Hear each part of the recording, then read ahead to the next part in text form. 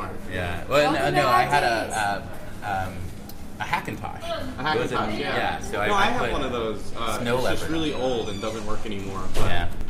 That's how it works. As it usually goes, yeah. Yeah. We're live streaming. What? We're online. Camera. Yeah, it's a camera. Are you Hack Days? Yeah, we're Hack Days. Are you here to join Hack Days? Yeah. Yeah, come on. I'm going to the camera. You could sit. What's that? Yeah, I'm going to sit here. Okay.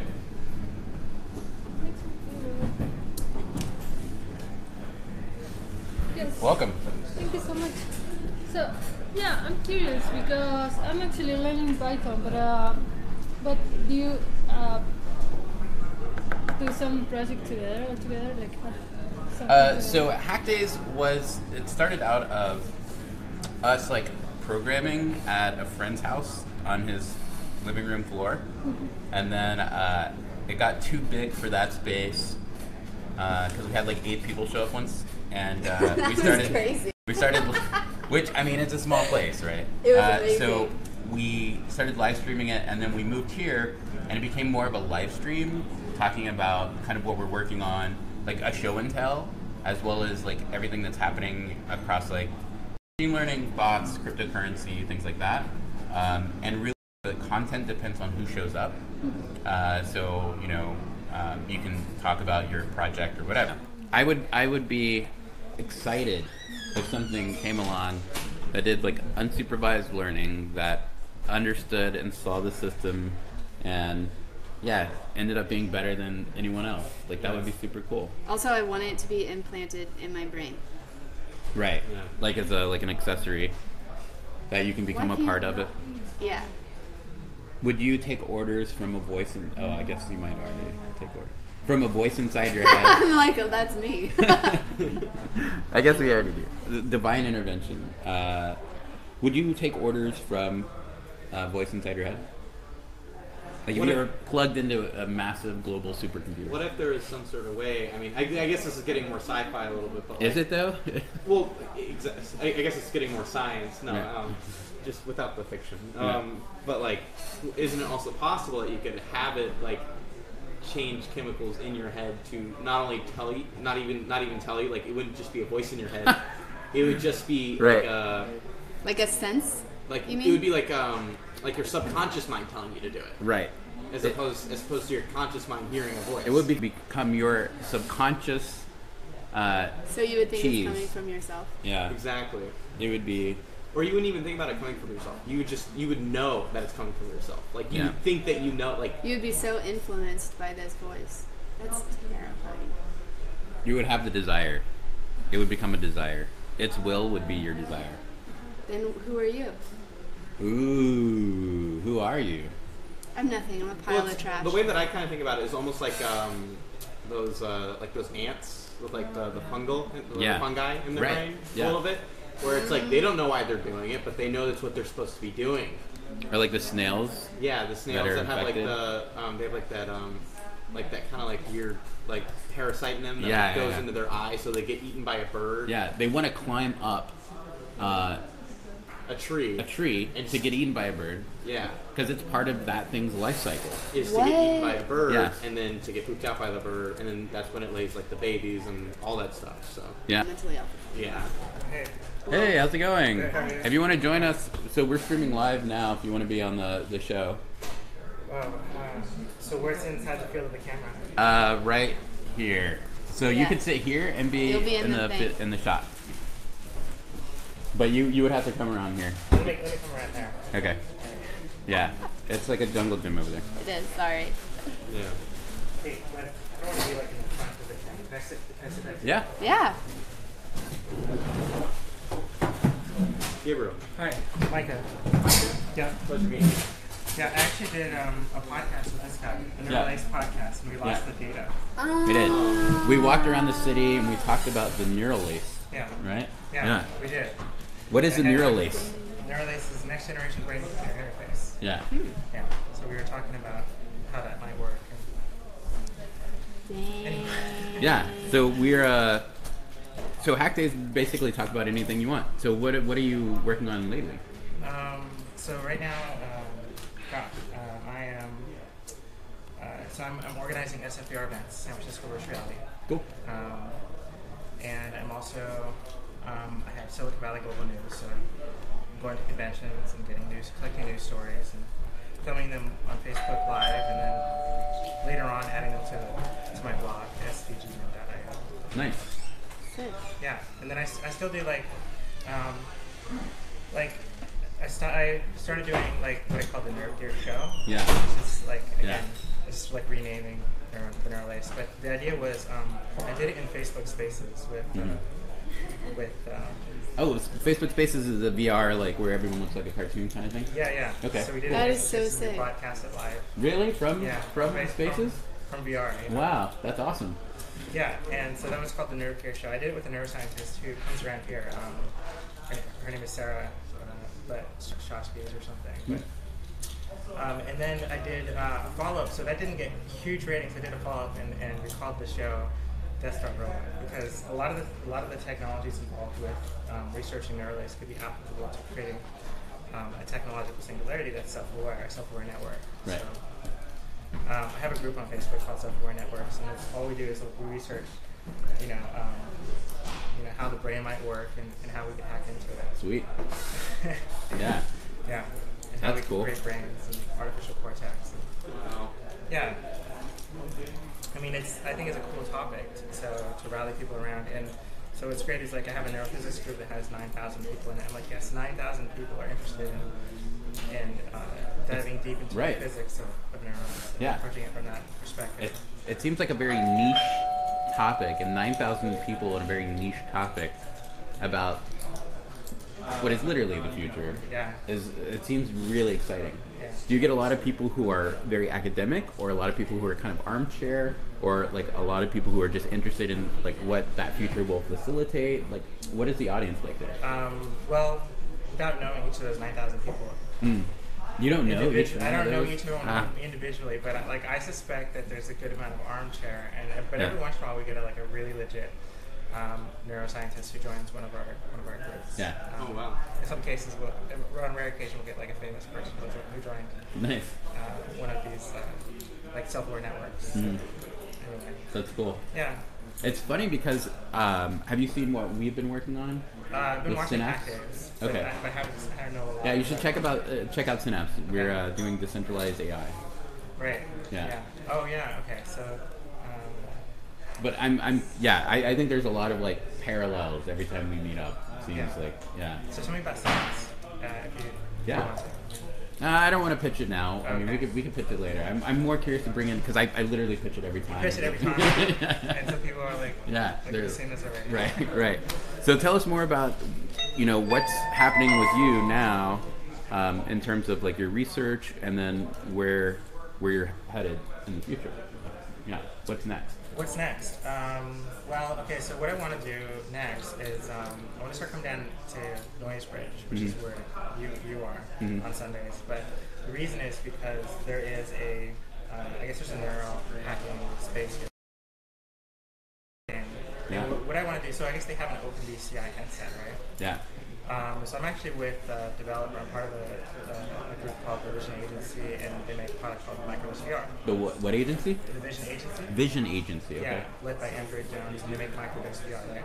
It's like one of the most pretty. What is microdose to VR? So microdose VR is this Vive application that you put on your Vive HTC Vive headset, and you have your two controllers, and you are able to paint the most amazing 3D polygons into space. But what's great is that we also have like an audio reactor. So we have a DJ who works on the team. His name is Blue. His handle is Blue Tech, right? So when you paint these polygons in space, and you're so much photorealistic, it's like it's actually there. It's really pretty graphics. But then they start pulsing with the music of the DJ, and so you're like creating music with your hands. Yeah. And then, Oh, wow. That's amazing. yeah, and then we got this, and then so Android is friends with Andrew Jones is friends with the CEO of Vias, and so they got us this faceplate which has EEG sensors in it and heart rate sensor. So we're like taking the heart rate sensor and making your heart rate cause changes to the size and shape and vibration of all the polygons that you're making. Oh, nice. In addition to them being auto-reactive, so your biofeedback is Yeah. actually changing the graphics around you. You know, we is so this cool. week went out to CCA. We were asked to judge some industrial design students' projects, and a lot of them revolved around biofeedback, and a lot of them. There was one that had, and I think we have video of this that we'll be putting up as well. One that had lights that sensed. It connected to an EEG headset, so you had basically like home appliances that would interact and react to what you are and what you're doing. And one of the things that I thought was interesting is like, okay, not only can they reflect, but they can provide feedback in such a way that they can help you converge on some particular state of being, right? Yeah. I thought that was pretty fascinating. Like that was a big theme there.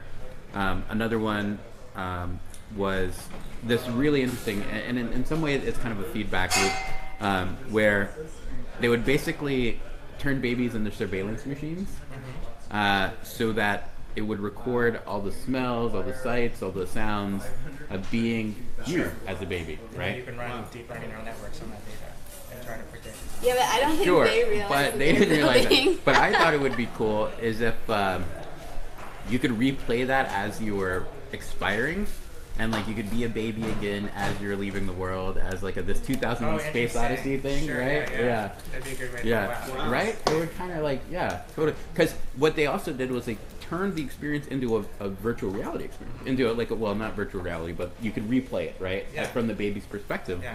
And it was really, like, when I put it on, I was like, I'm a baby now. Because Yeah. everyone was giant in that thing, you know? And it was like, yeah. But it's so interesting that we're starting to see that thematically more and more, right? Of like, People, there's a convergence Right. of science and technology. yeah. People want to mess around with effective sensors and typically stuff in the domain of neuroscience. They want to bring it into VR and they want to bring it, blockchain and artificial intelligence and all these different Yeah. buzzwords. Yeah. They want to bring the technologies behind those buzzwords together. And Right. people are doing it. Yeah. It's kind of like what I focus on at Silicon Valley Global Natives. Oh, cool. We should chat then, because Yeah. I was preaching AI and blockchain when everyone was like, "That's crazy." Yeah. You know. That was actually the focus of my last event at San Francisco Virtual Reality. Was I had a speaker from Decentraland who was talking about web VR Yeah. and blockchain, and I had a speaker from I'm forgetting their mapping aggregation platform, and they were combining blockchain with location-based augmented reality, location-based services with augmented reality. So what that means Nice. is that that a Wait, retail location. did they work out of here? I don't know. Because I feel like I know that person. That's awesome. That's Yeah. awesome. So, go ahead. Tell us. Pitch us this idea. It's great. So they're like every retail location is on the blockchain, and Yeah. so when you go into their location, you're served up. Your AR headset is served up the content that they want. They would like you to consider looking at while you're visiting their location. Yeah. That would be amazing. Yeah. That just makes sense. Yeah, so it's a really great idea. And they're combining like this is I think this idea. I've discussed it with people, different people, but now we're talking about bringing blockchain into location-based services, and bringing location-based services in AR was something people have already talked about before. Yeah. It's like the coolest stuff keeps on getting cooler by combining more cool stuff. I agree. And people are like, "Oh, that's a lot of buzzwords in one sentence." I'm like, "But do you understand the implications? Like the Yeah. emergence of a product out of these things? Like I'm sure capacitors were a buzzword at one point. Yeah. Transistors were, right? Yeah. So right now, Intel is asking Microdose VR, or actually asking Android, who leads the Vision HTC team, to create a version of Microdose for the Neurable headset, which is like an EG headset that's designed to fit the HTC Vive. And that's great. I mean, they're like a competitor to me, who we're already working with. But Cool. what I want to do here, the reason I want to maybe start a project here with people here with the OpenBCI folks, is like, what if we could take the OpenBCI headset and create a version of it, like a 3D printed version of it here with the 3D printers in this building, Yeah. and so that it fits the HTC Vive, and the Oculus Rift, Right. so that everybody can 3D print their own EEG headset for their Vive. And their I think it's last mile stuff like that companies like Apple and Google and Vive, like they should be striving for, and they probably want, right? If you can get the last mile feedback of how people are actually engaging with what's in front of them, like truly, and not just like eyes, not just expression, but like mentally engaging. Like, I mean, that's awesome. That's like next level stuff, right? Yeah. Yeah. Well, that's awesome. So we're throwing the Decentralized AI conference actually, and we would love. Oh, you're organizing that? Yeah. Have I seen that? Okay. Yeah. Well, we just announced it, right? And so we would like to maybe figure out a way we can partner, because it sounds like you're definitely in the same space or something. I organize events with San Francisco Virtual Reality, but I like to participate in the community as much as possible. Yeah. I do demo the Microdose VR. Cool. So, if you guys need a demo there, or Yeah, I for could- sure. That would be sick. That would be amazing. Yeah. Yes. That would High be five. so sick. Yeah. And I just got a TP cast too, so Nice. it'll be wireless. And Woo! it's great. I love the demo because every time someone gets in there, they just first of all, it takes a few minutes for them to figure it out, and then they just start dancing. Right. Yeah. How cool. That's great. That's super awesome. So what else is happening in your world that you're excited about? That other projects that are happening or other advancements, like? Because you're like on the bleeding edge. You know what's happening, right? Yeah. So I know that there's a company in San Diego that is bringing sensors to the market that are like 1 billion times improvement over EEG sensors. Really? You can configure them to measure like a single electron passing over a cell membrane. Really? Like that. And so that's another reason why I'm pushing the open. Let's do open BCI so we can modify it so it works with VR, so we can take their product and I'm just very forward thinking in that respect. Yeah. And then so maybe we can so one thing that I talked about in the podcast with you is actually there are people out there in this world who are conjoined twins where their brains are physically connected, and they're connected, and there's I don't want to people can search for sources of joint twins. I'm not going to name anyone specifically, Right. but Like when you mean connected, you mean can fill one another's loss and their things brain, like that. their skulls in their brains are physically grown together. Physically, okay. Yeah, so I thought you meant there is a case of conjoined twins where, because their skulls are physically connected, one twin can, they can't see through, they can't see the same thing at the same time, because if one person wants to turn their head to the left, the other person's head moves farther to the left, so they can't look at the same television at the same time. But you can ask the twin who's not looking at the television what their twin is seeing, and they can that's the first weird. twin can tell you. So they're able to see through the other twin's eyes. Wow. And it's interesting because of where their brains are connected. They're connected partially through the thalamus and above that hypothalamus. And it makes me think, well, if you can see through, they can see through each other's eyes and they can taste what each other tastes. One of the twins loves ketchup. One of them hates ketchup. Oh no! So they can torture each other. No. The twin that loves ketchup and the other twin's like, oh, gross, Oh my gosh. Right? How old are they? So I think they're adults now. Oh, okay. Yeah. The idea is that if the thalamus or certain parts of the brain they're connected by allows you to send and receive sensory information between the two brains, visual information and taste information, then maybe that part of the brain could be the target for a neural ace, which is what we talked about in the neural ace podcast that we lost, unfortunately, because I lost the archive. But And it was great. The best podcast you've ever heard. yeah. Yeah. Unfortunately, that part of the brain, the thalamus, is really hard to get to. So I've been talking to companies that have really exotic sensors, like the one in San Diego that I mentioned, to see. So when you talk about neural lace, are you talking about implants? Both. I'm talking about because we want to explore for research purposes implants for people who just have extreme medical situations and stuff.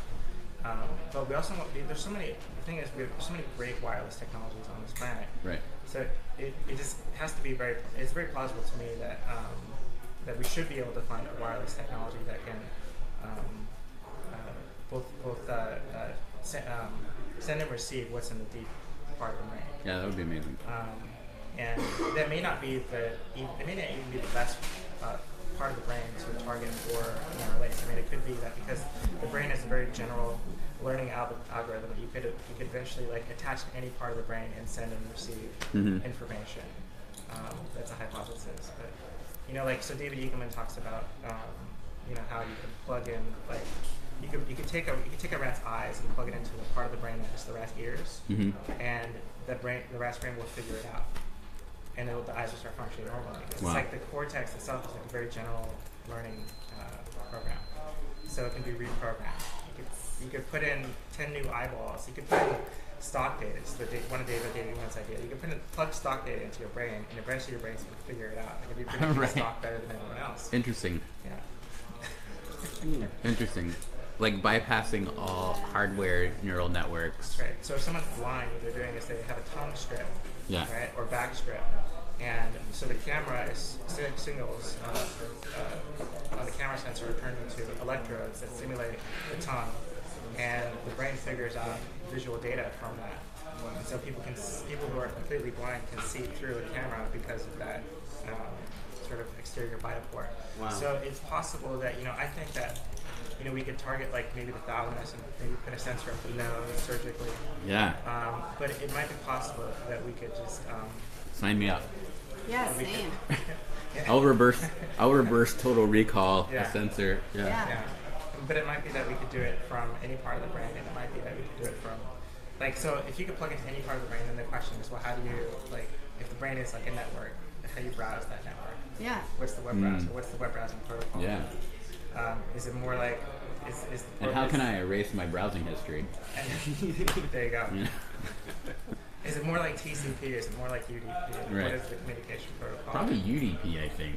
You think? Well, Yeah. I get different answers from different folks. Really? The reason I would say TCP is like imagine in the double slit experiment when you're observing something and you're actually affecting it. So it's like it's not just like a packet of data is thrown at your eye, like the photons are thrown at your eye. It's like it's like a handshake because you get the data and then something is sent back that affects what's physically there in the double slit, the observer experiment. So that would be like a handshake. Like there's a feedback loop between you and what you're observing. But if we're just talking about like, Which a TCP is like a feedback loop. It's Right. like a handshake. interesting. Yeah, I would still say like it's lossy. It would have to be lossy unless like Well, the so we have- loss is a parameter of its output. So we have unconscious information, we have conscious information. Right. And what if like the key difference, one of the key differences there could be that when it's conscious, it's in a feedback loop. It's data and it has temporarily active data and it's cycling. But when it's unconscious, it's not in a feedback loop. So then it's more like UDP. Yeah. And it's like a packet that's just being thrown around. Anyway. No, I agree. Sorry, I'm going to be posting what TCP is versus UDP to our audience so they know. Like, Oh, yeah. Yeah. they're not all hardcore hackers, I think. There might be one or two that aren't. Yeah, so there's some great, neuroscientists that I follow, like Olaf Swarns, who talks about networks of the brain. There was this book that I read in 2005 called How do you On spell the name? Olaf, Olaf, and then last name is Sporns. Okay. That was a book you read? Yeah, so he wrote in the book Networks of the Brain, and then there's a book called The Neural Basis of Free Will Criterial Causation, which is something I really recommend because they talk about how neurons as coincidence detectors. They can detect if there are two signals below within 3 milliseconds, or if it's a variable amount of milliseconds. But so the neuron can, if it detects that coincidence, it can fire. And that's one way for a neuron to detect coincidences. I mean, there's a lot more going on with neurons, obviously, dendrites.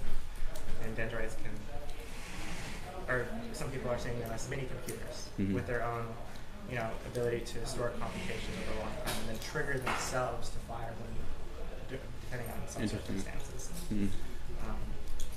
So anyway, so there's like a lot of cool. This book, of course, a lot of people have read Douglas Hofstadter's On the Strange Loop, and I think that kind of gives the idea that we are, in a sense, a kind of strange feedback loop, like humans. Yeah. And the human brain is like this, is like a hierarchy of feedback loops. Small feedback loops, large feedback loops. Like so, your sensory information comes in through your eyes and your ears. Yeah. Like the photons bounce off your eyes and they cause the proteins in the ganglia neurons to flip, and it causes the separation of positive and negative charges, and the calcium and potassium ions, and then eventually, just like a lightning strike, there's an action potential, right? Because it has to renormalize, has to rebalance itself, and so you have this surge of electrical signals along the optic nerve to the thalamus, and so the eyes and ears and every sense except for the nose goes through the thalamus first. So it's like that sensory information is in the thalamus first, and then it goes from the thalamus back into so the eyes go back into the occipital lobes and the parietal lobes, through the rest of your brain, your visual cortex back here. But then it all comes back around to the thalamus, which is like the top of the pyramid of the neocortex.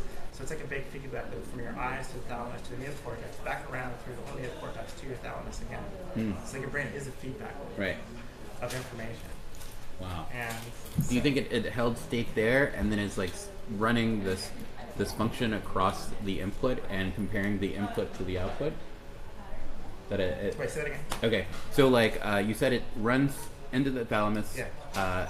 Runs through the brain back to the thalamus. Yeah. So do you think it captures state of like this is the input, runs it through a bunch of different functions and takes the output of those functions and compares it to the original state? So functions are like if then, like transfers, like if or else, right? But we're talking like, I guess more probabilistic. I would say it's more like it's a lot closer to a neural network.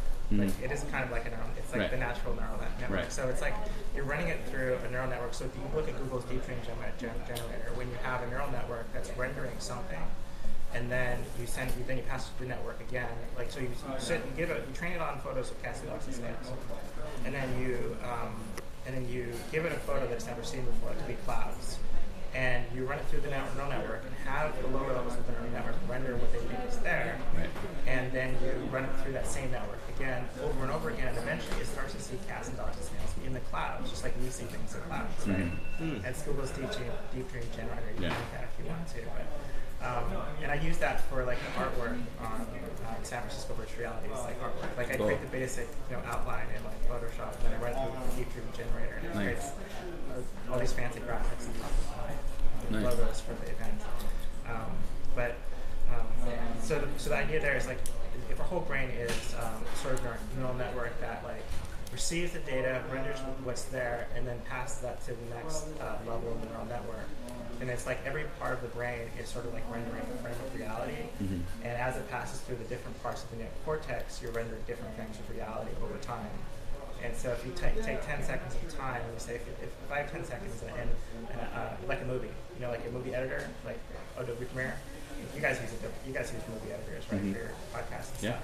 If you can take your consciousness and give that and put that into a movie editor and say, this is 10 seconds of consciousness, and each frame is made up of neural activity that takes place in this part of the brain, and then this part of the brain, and then this part of the brain, and then this part of the brain, along your timeline, right?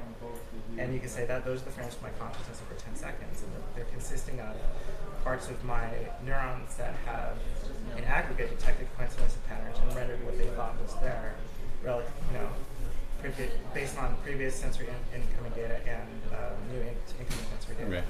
And so that's how you could potentially render the frames of your mind or your consciousness. Yeah. And we could potentially hack that if that's the case. Yeah, what if you could map like all these frames of your mind and then... So that's why we want to put more sensors in the brain. Yeah. And then apply deep learning neural networks to the task of identifying those brainwave patterns that correlate with patterns of the world around us. So one of the projects that I have and that I've been pitching in my podcast is if we take the self-driving car and give it to a person in their backpack, right? So it's now you have a self-driving human. It's not trying to drive you, it's just trying to predict objects around you. It's trying to say that this object consists of, like, the concept of this object is all these different coincidence patterns detected by the artificial neural network. And which this matches the brainwave pattern that artificial intelligence has identified with your medical imaging. And so then if we have that pattern in the computer, then the trick is, this went into the podcast, the trick is how do we send that pattern? So if I can say, I know what this pattern is in terms of brainwaves over time across your brain. And if we know what this pattern is, and we have it in the computer, how do we send it back into your brain? And so, I think that the way to do it is you have to see what's there, because there's always going to be something there. Yeah. And then you have to send the difference between what's there and the pattern that you've captured in the computer, pattern this. So if you send the difference and it causes the sum of the pattern here to match the pattern of what your brain would have if this line was here, then your brain could interpret something in your reality that's not actually there. Like, okay, what if when your consciousness is like interrupted, like people with PTSD and stuff, and then all of a sudden they're like reacting to something that is crazy. You know what I mean? Okay, people who come back from war, Like they hear relive a loud something. noise, and all of a sudden they're like, and they're triggered by whatever it is they're triggered by, and then they're not acting like themselves. So could we build something that basically is an overlay and changes your consciousness in that moment to know, I don't know, almost like to distract you from them? Yeah, maybe. Does that make sense? Yeah, maybe. I mean, obviously everything that I said could be wrong, but you know, it's a huge topic. But, but maybe I like it. That would be sick. Yeah. I mean, that would change people's lives. It would. Yeah. That's so cool. Wow. Thanks for coming. Yeah, That was very thoughtful of you. All right. should I exit stage one? Well, actually, it's about time to stop. I think we're gonna wrap up. We had a great hack days. Yeah. Now's the time to go around, state your name, where people can find you, social handles, whatever. Yeah. Plug and pitch events, things you're working on, other people's stuff, whatever. Now's your time to shine, right? Okay. So, you want to go first and show them how it's done, and then I'll go first. My name's Catherine. I am nowhere on the internet and you can't find me. But I'll be helping them throw the decentralized conference, and I linked that down below. I'll link it again.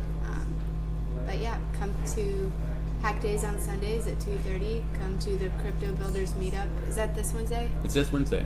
We have a Crypto Builders Meetup this Wednesday. I'll link you guys below as well.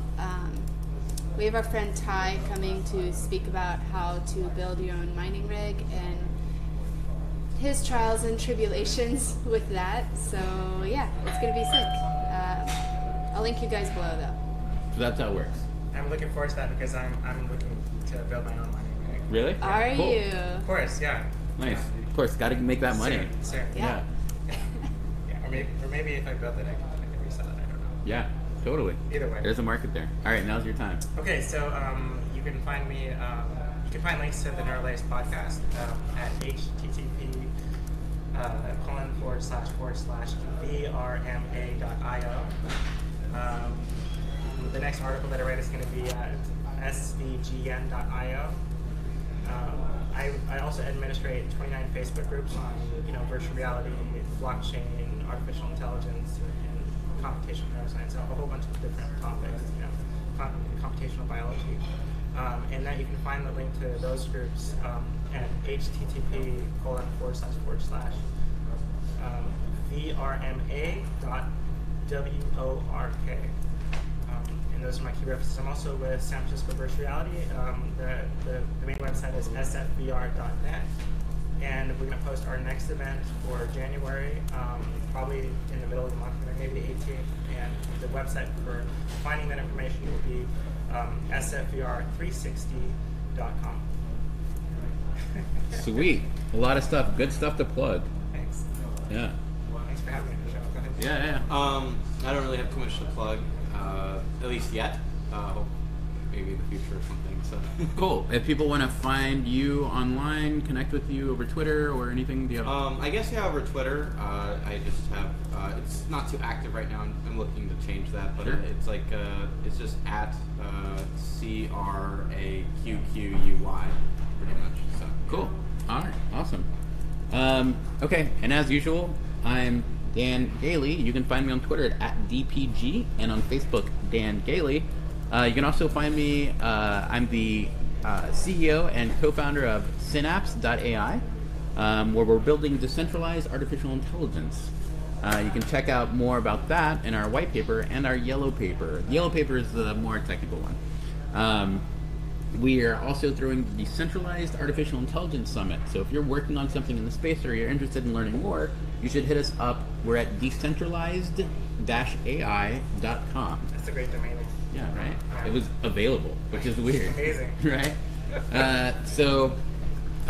Check us out there. And we have the Crypto Builders Meetup. So if you're building anything in the way of cryptocurrency, looking to learn more about programming and Solidity, anything in that field, it happens every other week here at Noisebridge. It's a Crypto Builders Meetup, and it happens at 7 p.m. So we have, like what was mentioned earlier, we have somebody who's coming out and talking about mining and all of their experiences there. Should be a good talk.